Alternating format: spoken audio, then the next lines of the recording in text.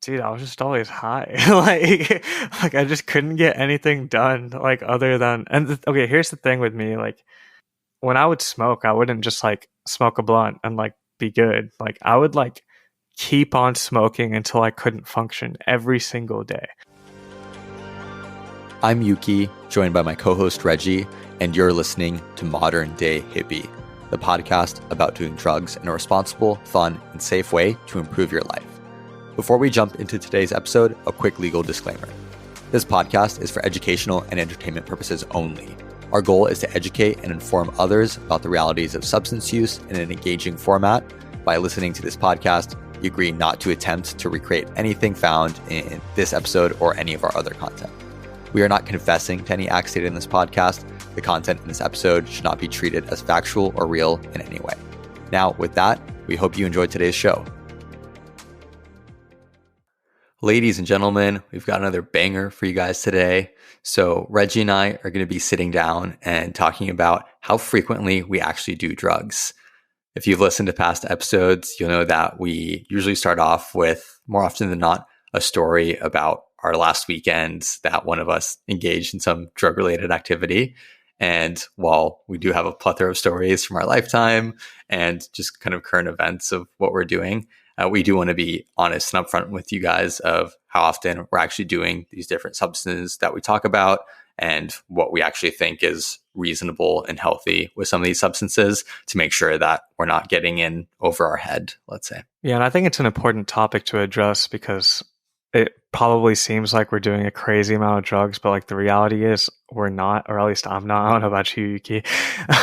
And that's actually like a common thing that I've seen with a lot of celebrities and stuff. Like if you ask Wiz Khalifa how much he actually smokes weed, he'll be like, dude, I don't smoke that much weed. Like, even though that's like his whole brand, you know what I mean? Yeah, no, I think that's a great example to point out. I mean, even for us, like we have jobs, we're busy people, we're functioning members of society, as much as we can be. And I know like for me, it tends to ebb and flow. So both on like a week to week basis, like I literally don't do any forms of drugs on weekdays ever. It's pretty much always reserved to weekends, and it's definitely different times of year when I'll do more or less drugs. Like for example, right now I'm traveling for a couple months. I will be doing none or next to no drugs while I'm traveling because there's just too much stuff to do. There's too much going on. And then also, like holiday season, usually I'll take a break of at least a month or two from doing any sorts of drugs because it's just like hanging out with family, doing wholesome stuff. And I think it's a good opportunity to relax, like let my body and my brain reset from everything. So it definitely varies throughout the times of the year. But the main substances that, at least right now, I'm doing on some consistent basis that I want to touch on are shrooms, ketamine, 2C-B, and then a little bit of nicotine and weed that I'll touch on. And for me, I'm probably going to be talking mostly about weed, nicotine, alcohol, and Adderall, actually, as those, in addition to mushrooms and acid, just because those are the main drugs I do. So for me, Shrooms is like my top tier substance. So definitely one of my favorite drugs and far and away the one that I do most consistently. What that means concretely is that on average, I probably do shrooms once every 2 or 3 weeks. And every time I do it, it's an actual like recreational / macro dose. Like I'm definitely feeling it. I'm definitely tripping. I'm not usually doing like a heroic dose where I ego death. But I don't really do many microdoses. I've experimented here and there, but I feel like they don't do a whole lot for me. So I would say, let's say once or twice a month, I'll do a normal macrodose, usually with my girlfriend. We'll spend a night in just kind of hanging out, vibing, watching a TV show we like, playing video games, talking, whatever. And then on occasion, when we do go out with friends to like bars and stuff like that, we'll take like a smaller dose of shrooms. So maybe an equivalent to about 1 gram of shrooms, just to kind of get us vibing a little bit and enjoying the setting that I think if we were sober, we like just wouldn't have that much fun in. That makes sense, man. Honestly, I have a pretty similar consistency when it comes to mushrooms. I do them about every 2 to 3 weeks. And if I'm being totally honest, the only reason that it's every 2 to 3 weeks and not every weekend is because I'm trying not to build my tolerance up too much. I just found that whenever I trip 2 weekends in a row, like the second time in a row, whatever, or the third time, whatever it is, just not nearly as good. So, keeping it every 2 or 3 weeks. And I also think there's definitely something to be said for just not overusing any drug, even something like shrooms, which is literally one of the only drugs that has like no negative effects on your body or your brain long term. Just if I think if you do it too often, it will lose just its specialness a little bit. And it's good to give yourself some time to like reset to baseline, not only from like a chemical perspective, but also just not like overdoing it with the sensation that if you did it way too often, you get used to it, you get tired of it, and it wouldn't have the same appeal to you as it used to. Yeah, man, you don't want to take the magic out of magic mushrooms, right? No, exactly. You definitely don't. And I know you also mentioned LSD on your list. How often are you doing that? Yeah, lately I haven't been doing it as often just because I haven't had as much access to it. But whenever I had consistent access to it, I would be doing it probably once a month pretty consistently. And then I would do like a big trip, like a very high dosage trip, probably like once a quarter, honestly, just to like kind of reset myself and get my shit together again mentally. I don't know if you use psychedelics for that, but that really helps me probably once every like 3 months, just take a very large dose of psychedelics. And I have this giant whiteboard. It's like 6 foot by 4 foot. And I just write out like my plans for the next 3 months, like my goals, my ambitions. Super dope. Honestly, you should try it if you haven't done it. Dude, that's awesome. Yeah, I definitely think we can talk about that on an upcoming pod as well, because I'd love to learn a little bit about how you facilitate that as well. I found for me, even, our once to twice a month shrooms trips definitely act as that really healthy mental reset. It just kind of gives me the opportunity to zoom out on my own life, which, day to day, I'm like pretty sucked into all the shit that I'm doing, and just makes me really grateful for everything that I have and everything that's going on around me. So I definitely feel you on that hard reset. And I do love the way that you combine goal setting with it, and definitely something that I would like to explore. The other drug that I use like for productivity is Adderall. And so as many people who listen to the podcast know, I like stopped smoking weed a little over 3 months ago at this point. And when I stopped smoking weed, I actually stopped doing all drugs except for like shrooms and acid and DMT, like pretty much except for psychedelics and 2C-B and stuff like that. And Adderall was on the list to get cut. But whenever I did do Adderall like decently consistently, I'd do it probably once every 2 or 3 weeks, pretty much. And this is going to sound super degenerate of me, but I pretty much used it to like clean my whole apartment, dude. Like, like I would just take it and then go into a cleaning mode because cleaning was so boring, but it just was just so much easier with Adderall. And then a lot of times I wouldn't even like take a pill because I didn't even want it to last that long because it doesn't take that long to clean. So I would just crush it up and snort it and then just do it like one line like every couple hours just until I finish everything I need to do. Damn, that's like self-paced extended release. No, straight up. Like, it's a nice thing about snorting it, man. You control like how much of it you're intaking and pretty much how long it's going to last. Yeah, that's fair. I don't know. I have very limited experience with Adderall. It's something I'm like scared to do for productivity setting because I'm worried that if I do it once or twice and I'm like, oh, I'm like so much more of a like peak performing human on it that going back to just not using it will feel kind of lame. So I very much limited my intake. I think the one experience I had actually using it for something quote unquote productive was I took an extended release Adderall when I was doing like an overnight drive by myself. And that was really nice. Like I just ripped a couple podcasts that I'd been saving and looking forward to and had a great time. Literally, I took this like overnight road trip to go skiing. I think I did like 14 hours of driving. And even I think after it wore off, like by the time it was daytime, I was awake and operational enough to like go skiing and be totally fine. And then I just had like a really early bedtime that night to try to catch up on some sleep. Nice. Yeah. I was telling one of my friends the other day, I was like, yeah, man, I drove like halfway across country, like in one shot, like only stopping at gas stations. Not a big deal. And then he's like, come on, man, like, what'd you take? And I'm like, okay, shit, good point. I was ripping a line of Adderall every 4 hours. Dude, I will say actually, so especially with my girlfriend and I traveling now kind of more like long haul, right? The question of just jet lag and beating jet lag comes up a lot. Something we've been experimenting with is actually using small doses of mushrooms to help keep ourselves awake, because caffeine, you'll consume it, it'll block your receptors in your brain for like the molecule that makes you actually like feel tired. But then when the caffeine runs out, your receptors get over flooded with that molecule. And so that's where you get that caffeine crash. But we've been experimenting with replacing the caffeine that we would drink to stay awake with small amounts of mushrooms. Not enough to like feel a whole bunch, just a tiny bit.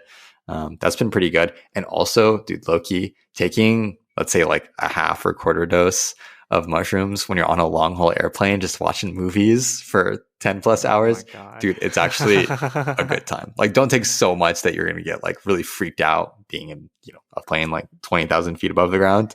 But if you do a little bit, like my girlfriend and I, we've done it a couple of times, and it's awesome. We'll just like watch movies together, and it just makes it like that much more vibey and helps us stay awake, especially on those flights where like we know that we should try to stay awake for as much of it as possible to get over our sleep a little bit easier. Right? Yeah. That makes sense. It's funny that you bring that up, because I just watched a Goblin video about him taking mushrooms at the airport and then like just being like super fucked up on the plane or something. But he also like took a dab in the bathroom before he like got on the plane. So it's like, he's an animal. Yeah, bro. He also like macro dose that shit. So I could not in good faith recommend that to anybody. Otherwise, drugs I'm doing on a semi-consistent basis, I would say ketamine and 2C-B are probably the next more frequent ones. So ketamine is something I've been doing probably average once or twice a month for, I don't know, the last like 4 or 5 months. For me, it's really a drug I only take in party settings. So I think in a situation where a lot of people would snort cocaine, I definitely prefer ketamine. It just kind of makes me feel drunk without any of the shitty parts. And I just a drug that I've really been enjoying the sensations of. But it's also something where your tolerance builds up super quickly. And at most, I'll do it maybe with like a week in between, but I really try to avoid that as well. I'm like, ideally, I have at least 2-week break in between. And honestly, my like partying at home also happens in seasons. I have a month or two where I'm home and kind of hanging out and partying a decent amount.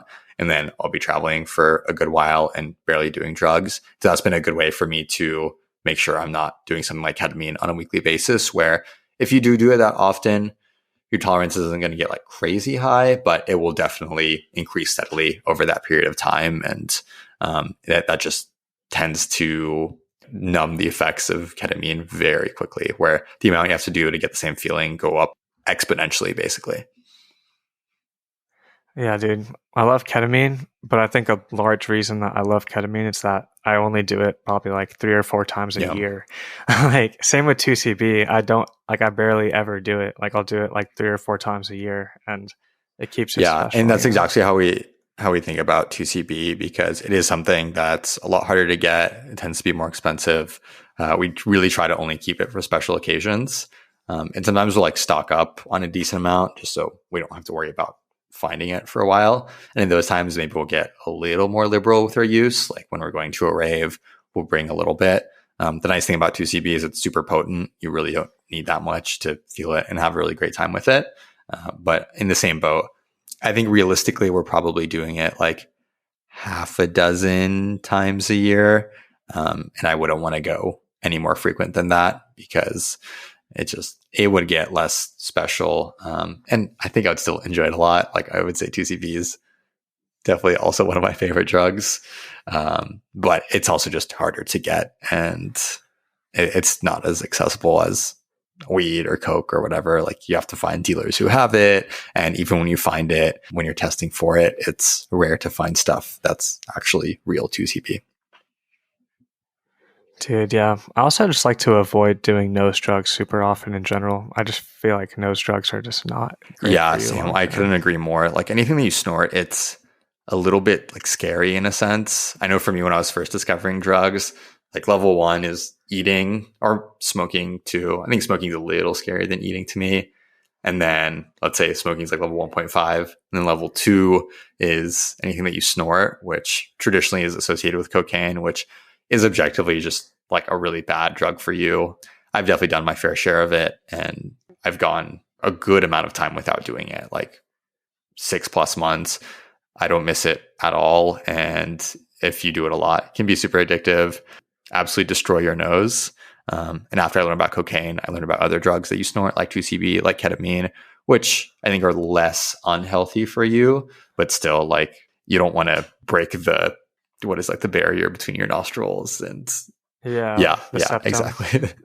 Dude, yeah, I probably do coke like once or twice a year, honestly. Like it hasn't always been like this. Like 2 years ago, like I was doing a decent amount of blow, but just because like the people around me were doing a lot of blow, and so it was always there, and I was like, fuck it, why not?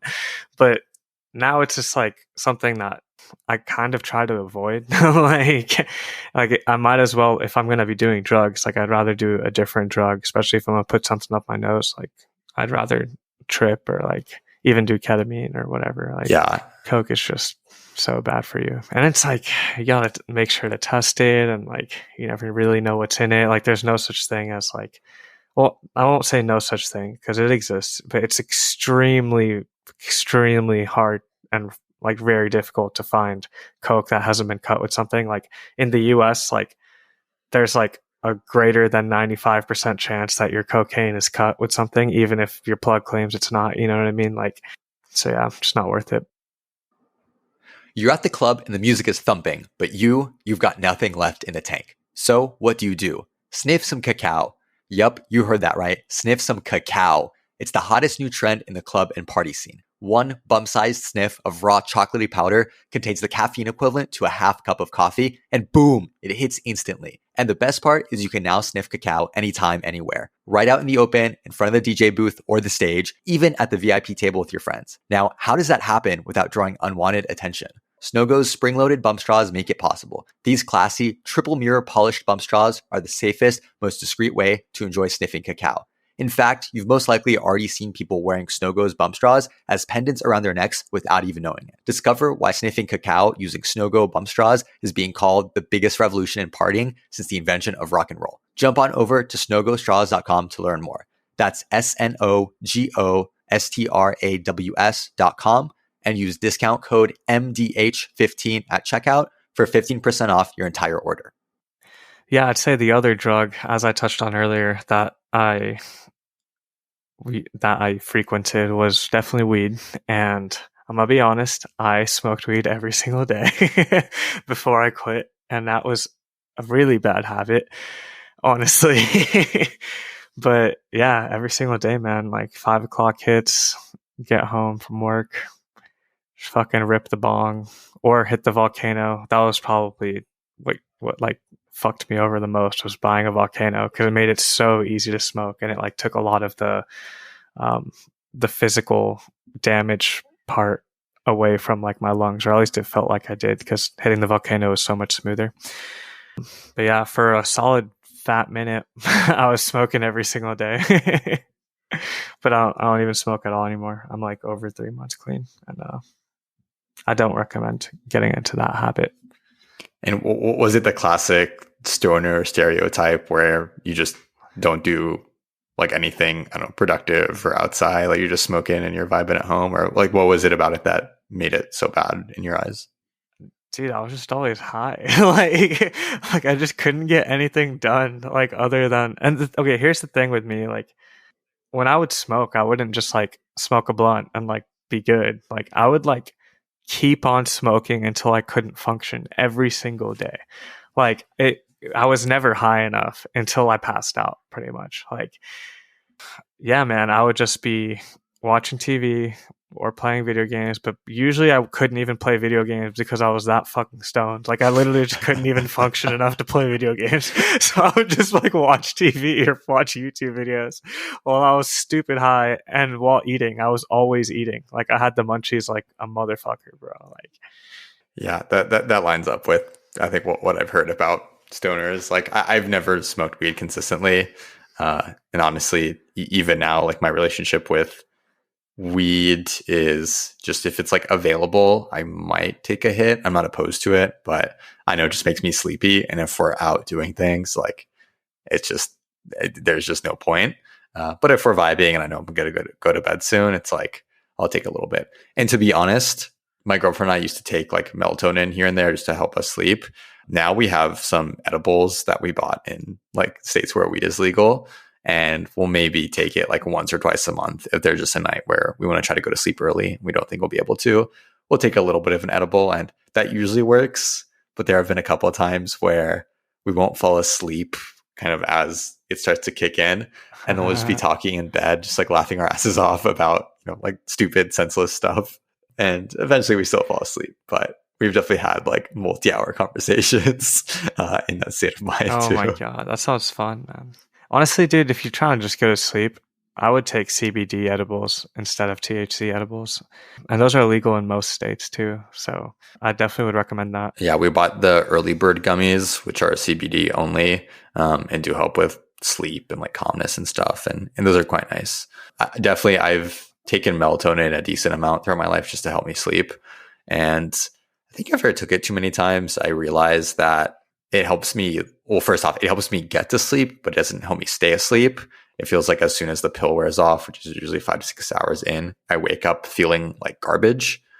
And then even in helping me to actually get to sleep, I found that there are times where it like makes me sleepy, but not in a way that is conducive to me actually falling asleep. Like it gives me a headache and makes me feel like groggy, but not like sleepy. I don't know. I avoid melatonin anymore. So it's been nice having like, I think CBD especially as a workaround for that. Yeah, honestly though, like there's like studies that show that weed is not actually good for your quality of sleep. Like it will help you fall asleep, but your quality of sleep goes down. Like same with alcohol. So I would just be cautious of that, There's probably better ways to get sleep, dude. Yeah, I mean, from what I've heard, literally any substance will disrupt your quality of sleep. Like, yeah, even alcohol. If you drink so much that you pass out, like, sure, you'll be kind of asleep, but it is like the worst quality sleep you can get. And I know that applies to weed, and I think it applies to a lot of other chemicals too, just because your body and your brain are just so out of balance that sleep is like the last thing that they're going to be able to do properly. Dude, but you know what does help you sleep like a baby? And you know this, bro. What? It's exercise, dude. Exercise will make you sleep like a fucking baby every night. Like I've read a couple of different studies on that. It's not good to exercise right before you go to sleep. The latest you should exercise is like in the evening, but it does release a lot of like hormones in your body that actually make you more awake. Which is why actually I used to do late night exercises when I was just working like a crazy job and needed to be awake all the time. But also, even if you're exercising just in the morning or early afternoons, like even later in the day, it will be easier for you to go to sleep because your body will be like fatigued and wanting to recover from that as well. So I'd say like give it at least a couple of hours between exercise and sleep to really like optimize those benefits. That makes sense. Cool. And the last drug that I'll touch on today is alcohol. And I'll fully admit, I still drink on occasion, unlike Yuki. I drink on birthdays and special occasions and stuff. So probably say like twice a month probably is how much I drink. And then probably once every 3 months I get like really drunk. But I don't know if I want to keep doing that. It's like, even though that's not very often, it still hurts, Yeah, it's funny. When I first stopped drinking, I joked that maybe like once a year or once every 6 months, like we would throw a party where that would be the only time that I would drink, and I would just get like piss drunk. But I literally have so little desire to do that. And also like no knocks on you for still drinking at all. Like honestly, even drinking once or twice a month is still incredible. Like that's so much better than most people.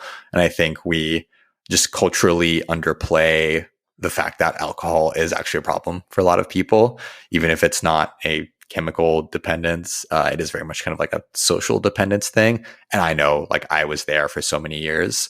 And to be honest, a lot of drugs are that way. For example, when I was referencing the times that I do ketamine when I'm like in a party setting, it's because that's when I'm back home and hanging around people who tend to party a decent amount. And that's the setting that I want to do ketamine in. And so like that is also a bit of like a social decision, not only social, but also setting, like putting myself in a setting where I would want to take that substance versus when I'm not home, when I'm traveling or whatever.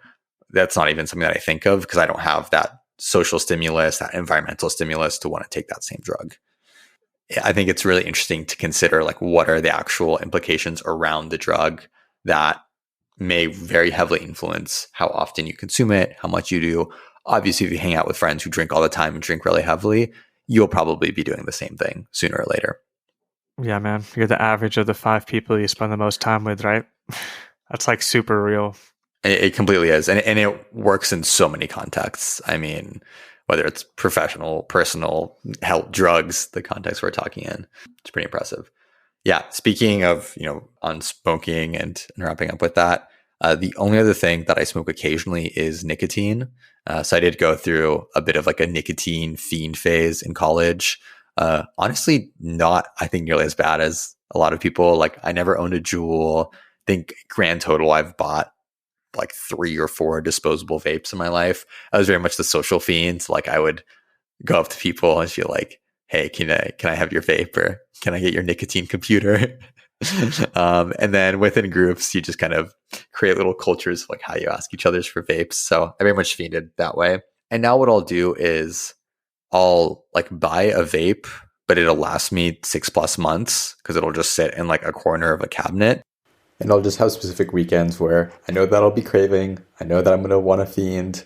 And instead of being that guy who's kind of turn around and look for someone to ask for a vape, I will come prepared. Usually this will be for major rave nights or extended weekends of partying. Yeah, it's more so like I've learned to recognize when I would want to vape and I'll occasionally use it. But every time that I like vape too frequently in a short amount of time, since my body's not super used to it, it'll usually make my throat feel like shit. It'll make me feel nauseous. And every time I do have a weekend where I vape a decent amount, I come out of it being like, I didn't feel great. Like this wasn't good. And actually, Reggie, like I know you recently started getting the nicotine free vapes. I really need to find somewhere to buy those because that's great. Like I don't give a shit about the nicotine. I just like the action of inhaling and exhaling something. And granted, I'm sure the nicotine free vapes are still not like completely healthy and okay for you, but probably an improvement from the nicotine. And again, I just want that like emotion. It's something I used to associate a lot with like drinking. Like when I would drink, I would like really crave a vape. Now I don't drink anymore, but if I'm in like a party setting or people around me are drinking or vaping, then I'll kind of be like, oh yeah, like that would be nice to just have something to be able to hit every couple of minutes. Dude, and they taste so much better. Like so much better because they don't have like that strong nicotine taste to them. Yeah, and I feel like nicotine's very like bitter and they just try to mask that with whatever flavors they put in actual nicotine vapes. I say for my nicotine usage, I'm not going to lie, I have like 9 disposable vapes right now and they all have a bunch of juice. But they all have a bunch of juice because I don't vape that much, if I'm being honest. Like my friends all just like to vape whenever they're drinking, and so I have like a collection of vapes in different flavors for us to just like fuck around with, but I honestly don't really use them too often. One time that I do like to really vape is whenever I'm doing any kind of nose drug that has some kind of drip to it. So whether I'm snorting Adderall, Code, or 2C-B or ketamine, like the drip from it, it's kind of nasty a lot of times, and vaping helps so much with that. Like, yeah, I completely agree. Actually, that's a good time to do it as well. I'm in the same boat. And then actually the last drug that I didn't mention earlier that I do want to touch on briefly before we wrap up is Molly, or any form of MDMA. I think Molly is known for being something that's like a really incredible drug, but if you do it too often, it can really kind of fuck with your head a little bit. Like you're really not supposed to take it more than once every couple of months is what I've heard. The rule of thumb that I was taught was just do it like once every 3 months, no more frequently than that.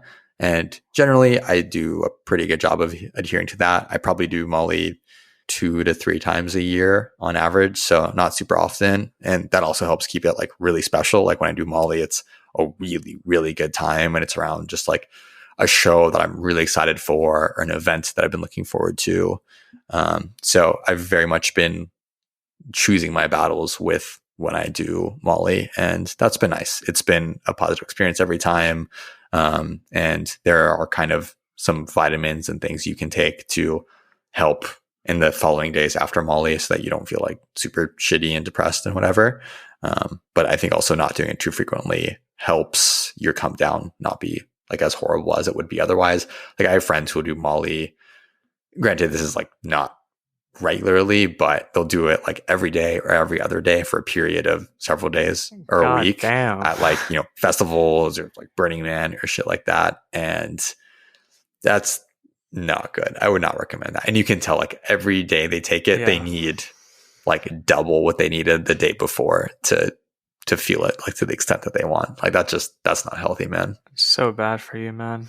Yeah, it's not good for you. I do Molly like once or twice a year. Like, and that's like a lot, I feel like, just because, but then whenever I do it, like what you're saying, it's like fucking awesome. Like, yeah. I think that's like a good cadence to do it. And for people doing Molly, that's what I would recommend, because any more than that is not going to be super healthy. That's about it on all the substances that we take. I don't drink at all, but also if you drink, that's chill. Just be aware of like why you drink and how much you drink, and all of like the frequencies that we talked about taking drugs. Obviously, everyone's body is different. Everyone reacts differently to different substances. So don't take what we've said as like gospel or what you should be doing. The most important thing is just to be aware of your own body and making sure that you're treating it properly. And that most of all, when you do take drugs, that you're taking them for a positive reason, either to have fun with your friends or to try to learn more about yourself or your life. Make sure you have a reason for every time you do it. And I think we've found like cadences for the specific drugs that Reggie and I like to what feels pretty like healthy and normal to us, but it's up to each person to figure out what that is for themselves. Thanks for listening, y'all. That's the pod. Truly, thank you for listening to the show. We seriously fucking appreciate it. If you want to help us out, just leaving a rating or a comment, the drill, would be incredibly helpful. But more importantly, share the knowledge and the love with your friends. Make sure they're getting the information they need on this topic that is so underserved and underappreciated in today's society. We'll see y'all next week.